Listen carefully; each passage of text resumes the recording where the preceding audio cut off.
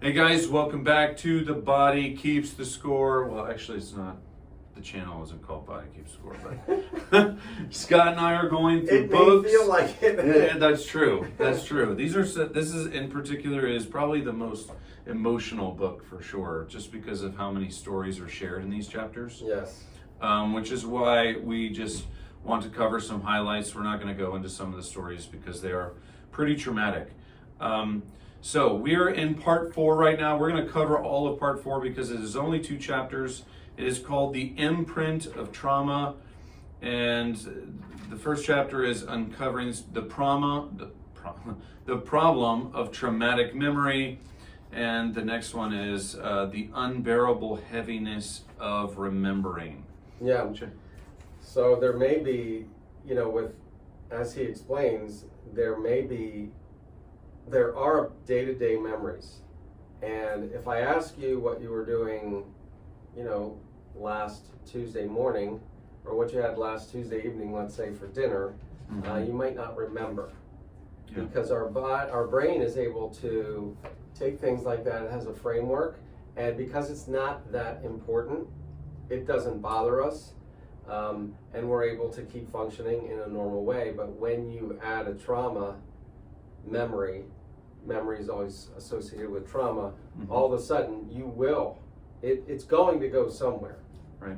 Because it's so powerful, depending on what it is, of course, but it's so powerful. Your brain has to do something with it. So you will remember it in one way or another, maybe subconsciously. Or in your body, right? Or in your body, absolutely. Or right. both. Right. And he even goes on to say that, long time ago with the World Wars, people, they didn't believe in, of course, even things like mental health issues being from trauma, but they did realize that many people coming home from war like Vietnam, they experienced physical ailments like stomach problems, like muscle problems, other physical ailments that were treated, but never because it started from a trauma. But that's right. But what they really bring out in this chapter that is really important, I think, is the word dissociation. Dissociation means that there has been a traumatic event and it's had a lot of high, intense emotions. Things probably like cortisol levels are really, top redlining, and our body, needing to survive, will kind of place it in a different category than regular life. That's right.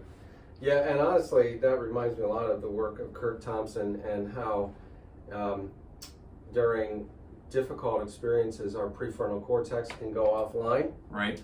And Dr. Van der Kolk probably would put that in terms of a trauma causes our brain to remember things in fragmented ways. So it's the same memory, but all of a sudden, effectively for self-survival, to keep going, you might have one part here and one part here, or you're hiding one part, the fight or flight piece kicks in, and so we have these fragmented, dissociated memories. And the goal, really, a lot of the book is talking about different modalities that we'll get to in 1 or 2 sessions that really help to reintegrate the prefrontal cortex and bring these things back online, and to realize, I think as the next chapter gets into, to realize that number one, we're no longer stuck in that event. It is an event of the past.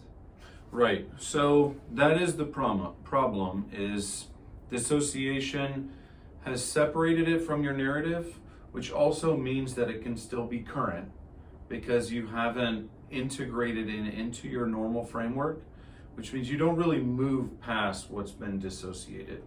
And he goes to even say, depending on the level of trauma, you also lose your capacity to assimilate new experiences. And what he's saying is that trauma is stuck there, and if you haven't moved on from that, you can't attach a new chapter, if you will, to the dissociated trauma or highly emotional circumstance that you went through. So in essence, you're going to live in the past over and over and over again until you get to that place where you can add a new memory, or a new memory, a new activity that helps you integrate it into a normal flow. So one of the things he talks about is the talking cure. He talks about the fact that we need to be able to move it from the unimaginable to the put it into words. That's right. And in particular, there has to be the feeling of effect. There has to be an effect as we tell the story. We may be able to tell parts of the story. It may be dissociated, because that's what happens in traumatic memories. And so when we sit down and talk with someone, it's very helpful to get it out into one flowing narrative, even if we don't remember everything, but feeling what we felt as best as we can remember during the trauma, he says, is very important. The effect. Important, but I mean, we're talking about some heavy, intense emotions too. So we know that's not a place that people want to go to. Yeah. So you're resisting the urge to do the thing that will help you move to the next level of recovery. Which leads into the chapter, the unbearable heaviness of remembering. Exactly. I did like the very beginning of this quote. I'm going to say it because it says, our bodies are the texts that carry the memories. There's another part of the text, but that's what we're saying when it's good to involve not just your words, but the emotions and even the physical effects of it as well, which is completely scary for someone who's had an intense traumatic experience.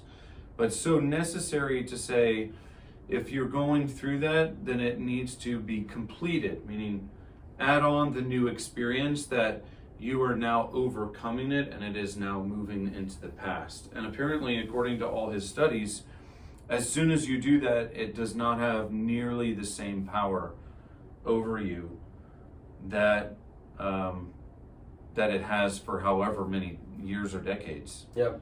And our goal with all these videos is with an eye towards addiction and recovery.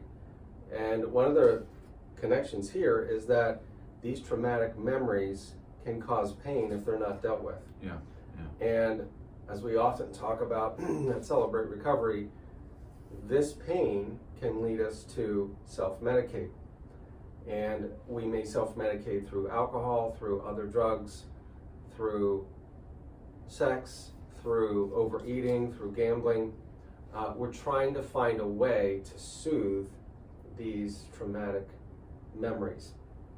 And in a couple chapters, he'll talk about healthy ways that he's found over 40 years of experience to help a person say, that narrative that happened did happen in the past. It is now over. I'm able to feel what I felt in that time, and now I can say that is a thing of the past, and I can begin to move on. I actually watched, I observed a EMDR session, and the therapist helped the person realize, they asked them what happened. They asked them what happened during the traumatic event. And the person talked it through, and the person happened to be a child. The child asked a question in terms of time. And the therapist said, in terms of the event, of course the therapist wasn't there, but the child said, now what? And the therapist simply said, and now it's over. But she gave him permission, or him or her permission, to know that event was over. And I'm sure we'll talk about that again in the future. But I'm going to read off this. I starred this in one of the chapters because it's important. The essence of trauma is that it is overwhelming, unbelievable, and unbearable. Each patient demands that we suspend our sense of what is normal and accept that we are dealing with a dual reality. The reality of a relatively secure and predictable present that lives side by side with a ruinous, ever-present past. And really going back to what Dr. Kurt Thompson said, again, something that stays with our conversation is the idea to reintegrate all the elements of who we are, body, mind, emotions, spirit, in order to move forward in a way that we feel we have a relatively secure present, and that the things that happened in the past, we have permission to know that they are over and that we've gotten past them. So hopefully when you were thinking about your hurt habit or hang up, you are not just thinking in terms of this is a present thing, but it is a past thing that's still a dual reality, but mostly facing what a secure present can look like for yourself. And I just want to add, as we close, I think of what's commonly called theophostic prayer. Yeah. Theo meaning God, phostic meaning light, and a person inviting you, as you think through your trauma, Right. to think about how Christ was there, which we may not even think, Yeah. I mean Christ was there, remembering Right. that not only has it ended, but Christ was there with us Right. during that trauma, and seeing it through the lens of God, of Christ. Where was he? What was he doing? Yeah, yeah. The point is continued recovery with God and with, of course, our Celebrate Recovery family, with those that are there to help us out, like Scott, some care coaches, or just being with the group on Mondays here at Christ Community, 7 o'clock. We look forward to seeing you or having you watch the next video that hopefully will continue to encourage you on your journey too. And we'll see you then. See you later.